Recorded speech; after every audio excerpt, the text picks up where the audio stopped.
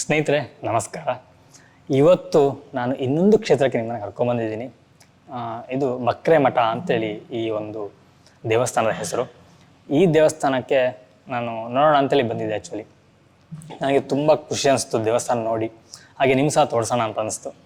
ಹಾಗೆಯೇ ನಾನು ಇಲ್ಲಿರುವಂತಹ ಭಟ್ರ ಹತ್ರ ಸಹ ಕೇಳಿದೆ, ನನಗೆ ಇಲ್ಲಿಯ ಸ್ಟೋರಿಗಳನ್ನೆಲ್ಲ ಹೇಳ್ಬೋದಾ ಅಂತೇಳಿ. ಅವ್ರು ಸಹ ಓಕೆ ಅಂತ ಹೇಳಿದ್ರು. ಹಾಗಾಗಿ ಈ ದೇವಸ್ಥಾನದ ಬಗ್ಗೆ ನಿಮಗೆ ಮಾಹಿತಿನ ಕೊಡೋಣ ಅಂತ ಅನಿಸ್ತು. ಬನ್ನಿ ಸ್ನೇಹಿತರೆ, ನಾವು ಈ ದೇವಸ್ಥಾನ ಬಗ್ಗೆ ಸಹ ಸಂಪೂರ್ಣ ಮಾಹಿತಿನ ತಿಳ್ಕೊಂಡು ಬರೋಣ. ಅದಕ್ಕಿಂತ ಮುಂಚೆ ನಾವು ದೇವಸ್ಥಾನಕ್ಕೆ ಒಂದು ಸುತ್ತು ಬರೋಣ. ಯಾಕಂದರೆ ನಾವು ದೇವಸ್ಥಾನವನ್ನು ಸುತ್ತು ಬಂದು ಪ್ರದಕ್ಷಿಣೆ ಹಾಕಿ ಆನಂತರ ನಾನು ಇಲ್ಲಿರುವಂಥ ಅರ್ಚಕರನ್ನ ಮಾತಾಡಿಸ್ತೀನಿ. ನಾವು ಅವ್ರ ಹತ್ರನೇ ಈ ದೇವಸ್ಥಾನದ ಬಗ್ಗೆ ಸಂಪೂರ್ಣ ಮಾಹಿತಿನ ತಿಳ್ಕೊಳ್ಳೋಣ.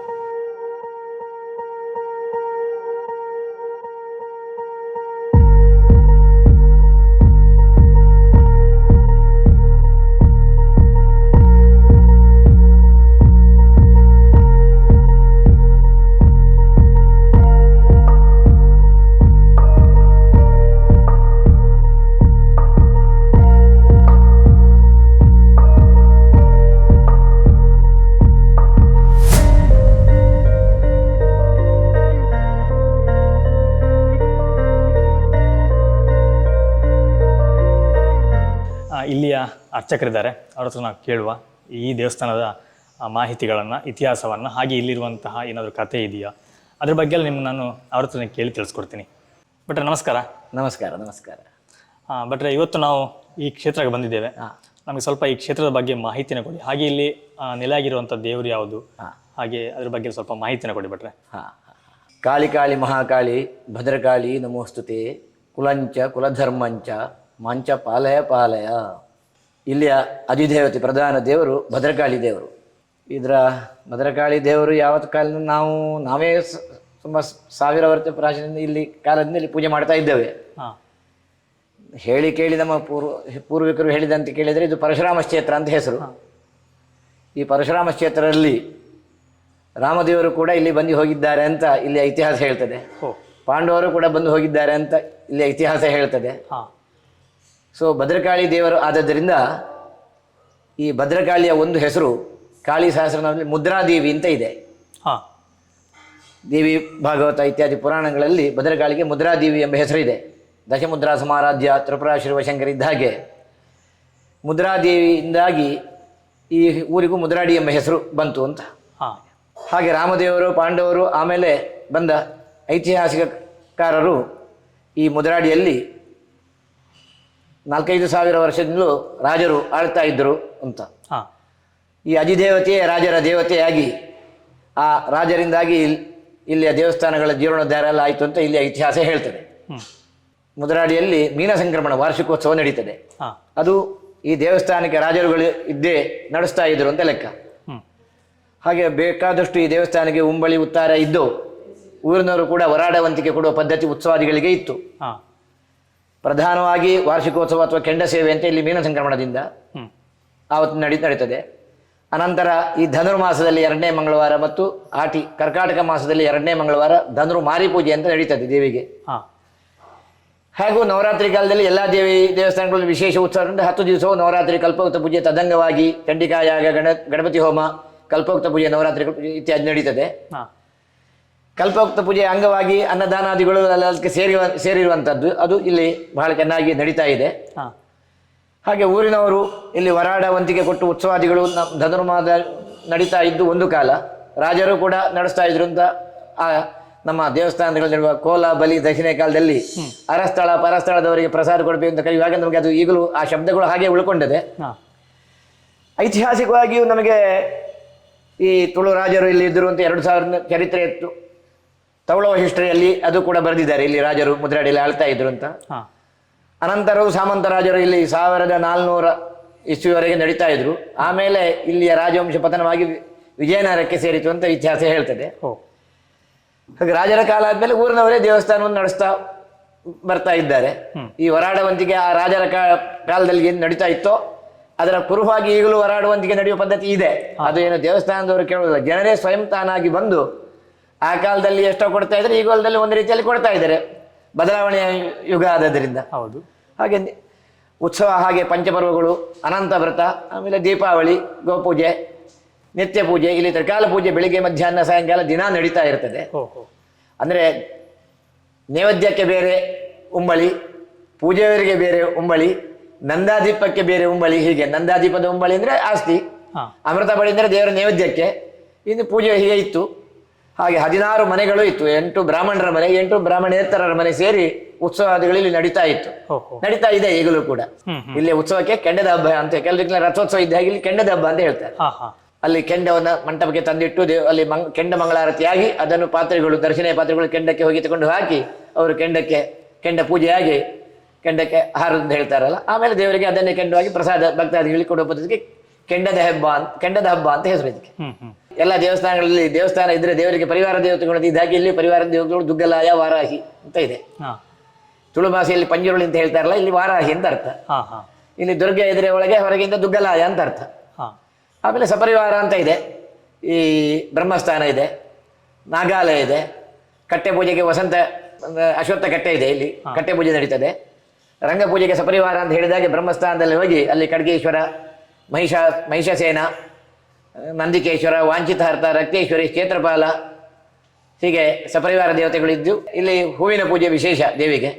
ಅದು ನಿತ್ಯ ಬೆಳಿಗ್ಗೆ ಮಧ್ಯಾಹ್ನ ಸಾಯಂಕಾಲ 3 ಹೊತ್ತು ಹೂವಿನ ಪೂಜೆ ಬಂದು ಭಕ್ತರು ಮಾಡ್ಕೊಂಡು ಹೋಗ್ತಾ ಇರ್ತಾರೆ. ಹಾಗೆ ನಾವು ಇಲ್ಲಿ ನಿತ್ಯ ನೈವೇದ್ಯ ಇರೋದ್ರಿಂದ ಹರಿವಾಣ ನೈವೇದ್ಯ ಅಂತ ಸೇವೆ ಮಾಡಿಸ್ತಾ ಇರ್ತಾರೆ, ಅದನ್ನು ಪ್ರಸಾದ ಹೇಳ್ತಾರೆ. ಕುಂಕುಮಾರ್ಜನ ದೇವಿ ದೇವಸ್ಥಾನದಲ್ಲಿ ನಡೀತಾರೆ, ಇದು ನಿತ್ಯವಾಗಿಯೂ ನಡೀತಾ ಇರ್ತದೆ. ಪರಶುರಾಮ ಕಾಲದಿಂದ ರಾಮದೇವರು ಬಂದು ಇಲ್ಲಿ ಈ ಭದ್ರಕಾಳಿಯನ್ನು ಸ್ಥಾಪಿಸಿದ್ರಿಂದ ಇಲ್ಲಿ ಐತಿಹಾಸಿಕ. ಪಾಂಡವರು ಬಂದು ಕೂಡ ಇಲ್ಲಿ ಹೋಗಿದ್ದಾರೆ, ಉಡುಪಿಗೆ ಹೋಗಿದ್ದಾರೆ, ಕೃಷ್ಣ ಬಲರಾಮರು ಬಂದು ಹೋಗಿದ್ದಾರೆ ಅಂತ ಇಲ್ಲಿ ಚರಿತ್ರೆ ಇರೋದು. ಅನಂತರ ಇತಿಹಾಸ ಕಾಲ, ಪುರಾಣ ಕಾಲ ಮುಗಿದ ಮೇಲೆ ಐತಿಹಾಸಿಕವಾಗಿ ಅದೇ ಇಲ್ಲಿ ರಾಜರು ಇದ್ದರು. ಆನಂತರ ವಿಜಯನಗರದ ರಸರ ಇಲ್ಲಿ ಭೂತಾಳ ಪಾಂಡ್ಯ ಅಂತ ಅವರ ಬಾರ್ಕೂರು ಇದಕ್ಕೆ ಹೋಯ್ತು ಅಂತ ತವಳೋ ಹಿಟ್ರಿಯಲ್ಲಿದೆ. ಆಮೇಲೆ ಬಾರ್ಕೂರು ಇಲ್ಲಿ ಆ ರಾಜರು ಬಾರ್ಕೂರಿಗೆ ಮರದಿಯಾಗಿ ಬಾರ್ಕೂರಿಂದ ವಿಜಯನಗರಕ್ಕೆ ಬಂದು ಅಂತ ಐತಿಹಾಸಿಕ. ಇದಕ್ಕೆಲ್ಲ ಶಿಲಾಶಾಸನ ಎಲ್ಲ ಇದೆ, ಚರಿತ್ರೆ ಪುಸ್ತಕ. ಇತ್ತೀಚೆಗೆ ನಾನು 1-2 ಪುಸ್ತಕಗಳನ್ನು ಅದರ ಬಗ್ಗೆ ಪ್ರಕಟಿಸಿದ್ದೇನೆ. ಹೋದ ವರ್ಷ ವಿಠ್ಠಲ ಭಟ್ಟರು ಬಕ್ರೈ ಮಠ ಅಂತ ಒಂದು ಪುಸ್ತಕ ಪ್ರಕಟ ಆಯಿತು. ಅದರಲ್ಲಿ ಚರಿತ್ರೆ ಸ್ವಲ್ಪ ಜನರಿಗೆ ಪರವೂರಿನ ಭಕ್ತಾದಿಗಳಿಗೆ ಜಾಸ್ತಿ ಬರ್ತಾರೆ. ಹೌದೌದು. ಹಾಗಾಗಿ ಅವರಿಗೆ ಅದು ಏನು ಇತಿಹಾಸ ಹೀಗೆ ಕೇಳ್ತಾರೆ ಅಲ್ವಾ, ದಿನ ಹೇಳೋದಕ್ಕಿಂತ ಒಂದು ಪುಸ್ತಕ ಕೊಟ್ಟರೆ ಮತ್ತೆ ಖುಷಿ ಆಗ್ತದೆ.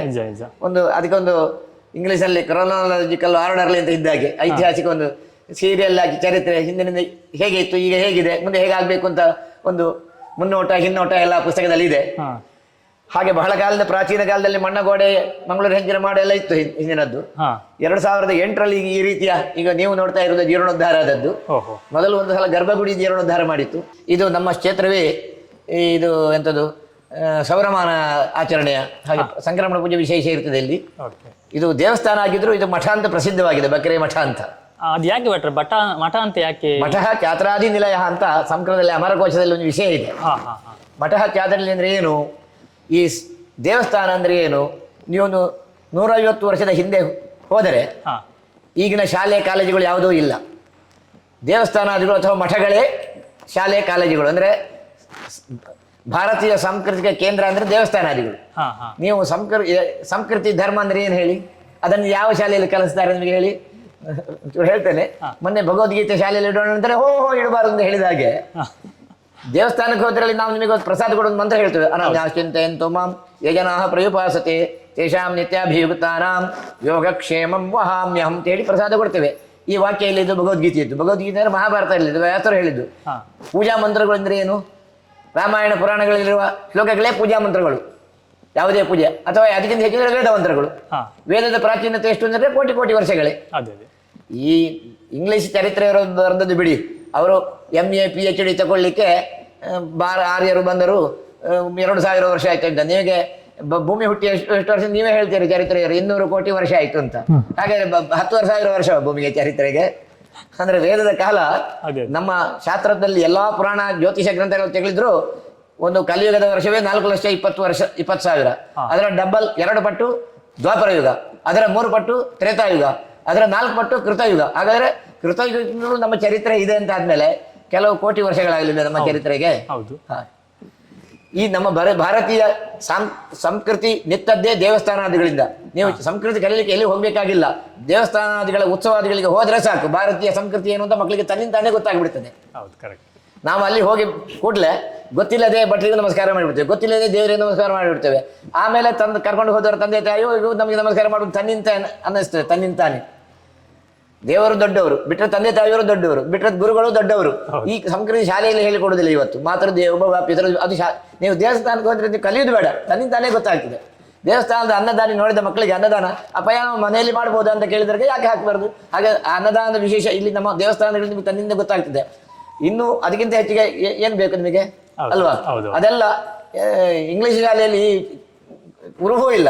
ನಾವು ಮಂತ್ರ ಹೇಳುವಾಗ ಸ್ವಲ್ಪ ಕುತೂಹಲ ಇದ್ರೆ ಕೇಳಿಬಿಡ್ತೀರಿ ಎಲ್ಲಿದ್ದು ಶ್ಲೋಕ ಅಂತ. ನೀವು ಹೇಳೋದಕ್ಕೆ ಆಧಾರ ಎಲ್ಲಿ ಉಂಟು ಅಂತ. ನಾನೀಗ ಹೇಳಿ ಆಯ್ತು, ದೇವಿ ಭಾಗವತದಲ್ಲಿ ಕಾಳಿ ಅದು ದೇವಿದ್ದೇ ಚರಿತ್ರೆ, ಅಲ್ಲಿ ದೇವಿಯ ಹೆಸರೇ ಮುದ್ರಾ ಅಂತ ಹೆಸರು, ಅದರಲ್ಲಿ ಮುದ್ರಾದೇವಿ. ಆ ಮಕ್ಕಳಿಗೆ ಚರಿತ್ರೆ ತನ್ನಿಂದ ತಾನೇ ಗೊತ್ತಾಗುದಿಲ್ವಾ?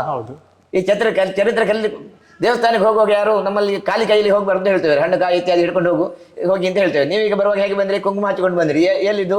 ಅಂಗಡಿದಲ್ಲಿ, ಯಾವುದೇ ದೇವಸ್ಥಾನದಲ್ಲಿ ಕೊಟ್ಟದ್ದು ತಾನೇ. ಈ ಸಂಸ್ಕೃತಿ ಬರುವುದು ಎಲ್ಲಿಂದ? ಇದು ನಮ್ಮ ದೇವಸ್ಥಾನಕ್ಕೆ ಹೋಳಿದೆ. ಶಾಲೆಯಲ್ಲಿ ಕಲಿಸೋದಿಲ್ಲ ಅದನ್ನು. ಶಾಲೆಯಲ್ಲಿ ಯಾಕೆ ಹಾಕಿಬೇಕು ಅಂತ ಪಾಪ ಮಾಸ್ಟ್ರಿಗೂ ಗೊತ್ತಿಲ್ಲ. ಅಂದ್ರೆ ನಮ್ಮ ಇಂಗ್ಲಿಷ್ ಚರಿತ್ರೆಯ ಪರಿಣಾಮ, ಈ ದುಷ್ಪರಿಣಾಮ ಅದಕ್ಕಿಂತ ಮೊದಲಿದ್ದದ್ದೇ ದೇವಸ್ಥಾನಗಳು, ಪಾಠಶಾಲೆಗಳು, ದೇವಸ್ಥಾನಗಳು ಅಥವಾ ಮಠಗಳು. ಮಠಗಳು ಅಂತ ನಿಮಗೆ ಕೇಳಿದ ಪ್ರಶ್ನೆ ಕೇಳಬೇಕಾಯ್ತು. ನಮ್ಮ ಶಾಲೆ ಇದ್ದದ್ದೇ ಅಂದ್ರೆ ವಿದ್ಯಾ ಕೇಂದ್ರವೇ ದೇವಸ್ಥಾನಗಳು. ನನ್ನ ಚಿಕ್ಕಂದಿನಲ್ಲಿ ಕಾಪಿಗೆ ನಮ್ಮ ಅಪ್ಪ ಕರ್ಕೊಂಡು ಹೋದಾಗ ಕಾಪು ಮಾರಿಗುಡಿ ಅಥವಾ ದೇವಸ್ಥಾನಗಳಲ್ಲಿ ಶಾಲೆ ಇತ್ತು. ಶಾಲೆ ಬೇರೆ ಇರಲಿಲ್ಲ. ಮುದ್ರಾಳಿಯಲ್ಲಿ ಶಾಲೆ ಇರಲಿಲ್ಲ. ಮುದ್ರಾಳಿ ಗಣಪತಿ ದೇವಸ್ಥಾನದಲ್ಲಿ ಮೊದಲ ಶಾಲೆ ಶುರುವಾದದ್ದು ಅಂದ್ರೆ ಈಗಿನ ಈ ಇಂಗ್ಲಿಷ್ ಶಾಲೆ. ಅದಕ್ಕಿಂತ ಮೊದಲು ಈ ಮಠ ಚಾದರಾದಿನೆಲ್ಲ ಮುದ್ರಾಳಿಯಲ್ಲಿ 8 ಮಠಗಳು ಉಂಟು. 8 ಮಠಗಳು ಅಂದ್ರೆ ಏನರ್ಥ? ಅದು ಸಾಂಸ್ಕೃತಿಕ ವಿದ್ಯೆ ಕಲಿಯುವ ಕೇಂದ್ರಗಳು ಅಂತ ಹೆಸರು. ಈಗ ಶಂಕರಾಚಾರ್ಯರ ಮಠ ಅಂತ ಶೃಂಗೇರಿ ಮಠ ಕೇಳಿದ್ದೀರಿ, ದ್ವಾರಕಾ ಮಠ ಪೂರಿ ಕೇಳಿದ್ದೀರಿ, ಜೋಶಿರ ಮಠ ಕೇಳಿದ್ದೀರಿ. ಅವರು 4 ದಿಕ್ಕಿನಲ್ಲಿ 4 ವೇದ ಉಳಿದರೆ ದೇಶ ಉಳಿತದೆ, ಸಂಸ್ಕೃತಿ ಉಳಿದರೆ ದೇಶ ಉಳಿತದೆ. ಮೊಘಲರಾಗ್ಲಿ ಬ್ರಿಟಿಷರಾಗ್ಲಿ ಮೊದಲು ಮಾಡಿದ್ದು ಏನು ಗೊತ್ತುಂಟಾ? ಮೊದಲು ಈ ದೇವಸ್ಥಾನಗಳನ್ನು ನಾಶ ಮಾಡೋಣ, ಸಂಸ್ಕೃತಿ ಹೋದ್ರೆ ಜನ ತನ್ನಿಂದಾನೇ ಕನ್ವರ್ಟ್ ಆಗಿ ಬಿಡ್ತಾರೆ ಅಂತ. ಆದ್ರಿಂದ ಸಂಸ್ಕೃತಿ ಇರುವುದಿಲ್ಲ ದೇವಸ್ಥಾನದಲ್ಲಿ. ಅದನ್ನು ಕಲಿಸುವುದು ಬೇಡ. ನಿಮ್ಮ ಒಟ್ಟಿಗೆ ಮಕ್ಕಳು ಬಂದ್ರೆ ಅದನ್ನೇ ತನ್ನಿಂದಾನೇ ಕಲಿತಾರೆ. ಕೈಕಾಲು ತೊಳ್ಕೊಂಡು ಬರ್ತಾರೆ. ಕೈಕಾಲು ತೊಳ್ಬೇಕು ಅಂತ ಅಲ್ಲಿ ಗೊತ್ತಾಯ್ತಾ? ಸುತ್ತು ಬರ್ತಾರೆ. ಸುತ್ತು ಬರ್ಬೇಕು ಗೊತ್ತಾಯ್ತಾ? ತೀರ್ಥ ಪ್ರವಾಸ ಗೊತ್ತಾಯ್ತಾ? ಇದಕ್ಕೆ ಶಾಲೆಯಲ್ಲಿ ಕಲಿಸುವುದಿಲ್ಲ, ಬೇಕಾಗಿಯೂ ಇಲ್ಲ. ನೀವು ದೇವಸ್ಥಾನಕ್ಕೆ ಹೋದ್ರೆ ಸಾಕು, ನಿಮ್ಮ ಭಾರತೀಯ ಧರ್ಮ ಅಂದ್ರೆ ಏನು ಅಂತ ಗೊತ್ತಾಗ್ತದೆ. ಅದಕ್ಕೋಸ್ಕರ ದೇವಸ್ಥಾನಗಳು, ಮಠಗಳು ಹೆಚ್ಚಿಗೆ ಮೊದಲು ಮಠಗಳು, ಆಶ್ರಮಗಳು ಇದ್ದದ್ದು, ಋಷಿ ಆಶ್ರಮಗಳು, ಅನಂತರ ಮಠಗಳು, ಅನಂತರ ಪ್ರತಿಮಾ ಸ್ವಪ್ರಬುದ್ಧಿನ ಅಂದ್ರೆ ಜನರಿಗೆ ವಿಷ್ಣು ಅಂತ ಹೇಳಿದ್ರೆ ಏನು ಗೊತ್ತಾಗ್ತದೆ? ಒಂದು ಶಂಖಚಕ್ರ ಗದಾ ಪದ್ಮ, ಹೋ ಇದು ವಿಷ್ಣು. ಒಂದು ಚಂದ್ರ, ಒಂದು ಹಾವಿನ ಹಾಗೆ, ಹೋ ಇದು ಈಶ್ವರ ಗೊತ್ತಾಗಬೇಕಾದ್ರೆ ಈ ದೇವಸ್ಥಾನಗಳ ಪ್ರತಿಷ್ಠೆ ಎಲ್ಲ ಅನಂತರದ ಯುಗದಲ್ಲಿ ಬಂತು. ಮೊದಲು ಆಶ್ರಮಗಳೇ, ಆಮೇಲೆ ಯಜ್ಞಯಾಗಾದಿಗಳೇ, ಆಮೇಲೆ ದೇವಸ್ಥಾನಗಳು. ಅಂದ್ರೆ ಮಠಗಳು ಮೊದಲಿತ್ತು, ಆಮೇಲೆ ದೇವಸ್ಥಾನಗಳು ಆಯ್ತು. ಮಠಗಳೇ ಕನ್ವರ್ಟ್ ಆಗಿ ದೇವಸ್ಥಾನಗಳಾಗಿ ಬಿಟ್ಟದ್ದು, ಆಶ್ರಮಗಳೇ ಮಠಗಳಾದದ್ದು. ಶಂಕರಾಚಾರ್ಯರು ಅವರದು ಮಠ ಅಂತ ಹೇಳಿದ್ರಲ್ಲ, ಅದಕ್ಕಿಂತ ಮೊದಲಿದ್ದದ್ದು ಆಶ್ರಮಗಳು ಭಾರತೀಯ. ನೀವು ದುಷ್ಯಂತ ಮಹಾರಾಜ ಭರತ ಚಕ್ರವರ್ತಿ, ಅವನ ಅಪ್ಪಯ್ಯ ದುಷ್ಯಂತ ಕಣ್ಣೂರ ಆಶ್ರಮಕ್ಕೆ ಹೋದ. ಅಲ್ಲಿ ಪೂಜಾ, ವೇದ ಪಾರಾಯಣ, ಚರ್ಚಾ ಗೋಷ್ಠಿಗಳು ನಡೀತಾ ಇತ್ತು ಅಂತ ಮಹಾಭಾರತದಲ್ಲಿ ಚರಿತ್ರೆ ಸಿಗ್ತದೆ ನಮಗೆ.